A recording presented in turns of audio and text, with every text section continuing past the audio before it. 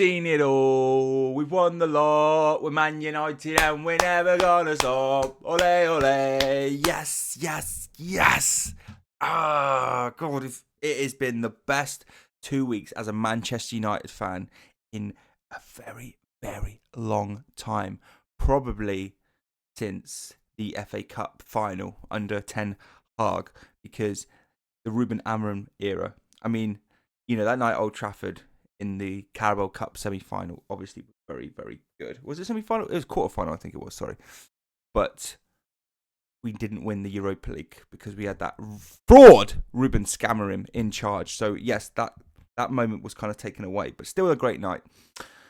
But what we did to Man City, and then to have the whole world go, they lost to Bodo Glimt. You've had one game. Where are you getting this chest from? Where are you getting the confidence? And I remember thinking to myself, I don't know what it was, but the way I saw us play against Man City, there was something different there. And I know Carrick had 1-3-2 at home against Arteta's Arsenal before. But obviously, you know, you dared to believe. I dared to dream. I dared to believe. And a small part of me was hopeful. Probably more hopeful that we would get a draw, but I was hopeful that we would turn up in a way. I just didn't know if it would. I just didn't really think if there would be enough. We would have enough. But oh my God, was I wrong? Ballon with that absolute screamer. I think my mental state changed at that goal. I mean, the fact that we got one back, it was so unlike us at the Emirates to fight back like that. You know, so quickly. You know, press, get Zubimendi to make a mistake and then capitalise on it. Kind of thinking, hang on a minute, because it was after that first goal that they got at the Emirates. You know, you're thinking they've gone 1-0 up. They don't lose. They don't concede. How are we going to even come back from this? You know, bear in mind they've only conceded 5 goals this whole season. Let alone, I think it's 5 of this whole season. Is it at the Emirates or as a whole season? I think it's as a whole. So to score 3 at the Emirates is just incredible work. Incredible work what Carrick has done to that Manchester United side and Steve Holland and the coaching staff. I don't know what the hell they've done. It seems like they just brought some simplicity back to the team. The basics, the 4-4-2 in defence, out of possession. But the work rate off the ball as well as on the ball for me was absolutely second to none with this Manchester United team. And when I say this is the happiest I've felt in a long time, I mean, come on. I haven't been able to wipe the smile off my face. It's you go through so much crap, especially as Manchester United fans, especially as, you know, it's all this. You're not the team you once were. You're nowhere near what you're going to be. And the most sweetest, savouriest thing is that to have these 2 games, people cannot, for the life of them, work out how the hell Michael Carrick or Manchester United are playing like this. And everybody thought that even though we had Kuna and Mbeumo, they were flops, and that we just aren't there anymore, and the players just aren't there. Ruben Amorim had the world believing we needed to suffer. I said not. I said sometimes, yeah, but not this much, broski. We don't need to suffer that much. I thought maybe suffer a few bits while we're getting used to the system, but this is 14 months down the line, and you've only won back-to-back games once. I said, this isn't suffering anymore. This is torture.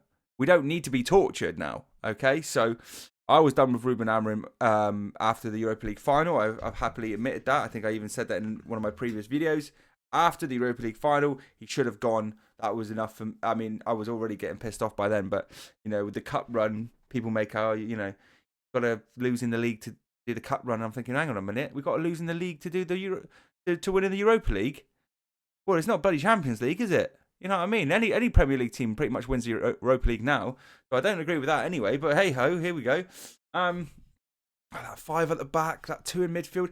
He wanted to get rid of Mainoo for Conor Gallagher, by the way. Mainoo wasn't good enough.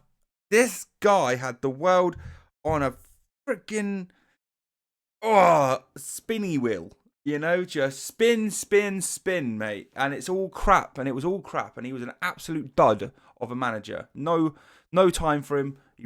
He's given me the worst football I've ever seen as a Manchester United fan. And he stripped everything of what Manchester United was to me. That 08 team. You know, I'm 30 years old now. So obviously 2008 era was my highlights of my youth. You know, watching Manchester United. So, born in '95, and really remember. I think I became a Manchester United fan at 6 years old. So you know, started paying attention to the games and stuff. So yeah, 2008, 7, 8, 9. That was my era, man. Trying to tell me that we just have to suffer. Shut up, mate. So yeah, that game against Arsenal was everything that you'd want from a Manchester United performance. We absorbed it for 20 minutes, but I wasn't too phased, because I felt like you got to go to the Emirates and take, every time a team starts at home, they come out swinging. So you've got to absorb it for the first 20 minutes, half an hour, and then if they don't come out and start bossing you 4-0, you know what I mean? Then, I think we realised that all Arsenal do is rely on set pieces, and we thought, well, hang on a minute, we're just going to play them through the pitch. Let's do that, yeah. Like, mate, honestly.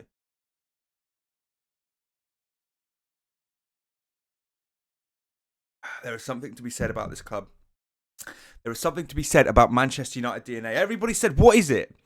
What is this Manchester United DNA that they're talking about? Brother, Michael Carrick, that is what United DNA is. Rocking up, attacking football, working just as hard without the ball, with the ball, and getting up that pitch as quick as possible. It's when it's 70, 80 minutes and you're looking for an extra goal, it's getting an extra striker on. It's not putting on another defender every single game. It's getting the attackers on. It's fighting. It's not going to the Emirates and finishing and going, thank God we've got 2-2. Let's be happy. It's give Kuna the ball and let's get that last one. That's what being a Manchester United player is. Every single performance under Carrick is exactly what being a Manchester United player is. The players know it deep down. They understand it. They feel it. He's getting through to them. That's what it is. So if you don't know, get to know.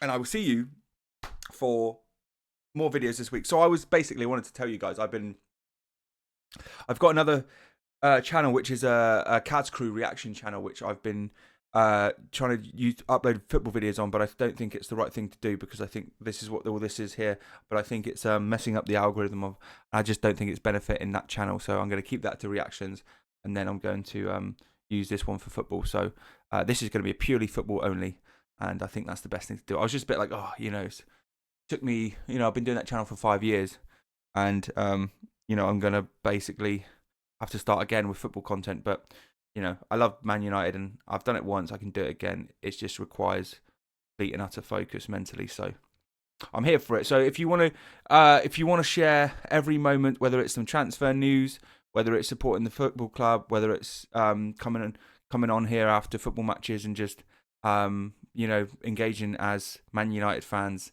about our club, then please feel free to subscribe. Let's go, guys. Come on, man. Michael Carrick's at the wheel, baby. Let's enjoy this.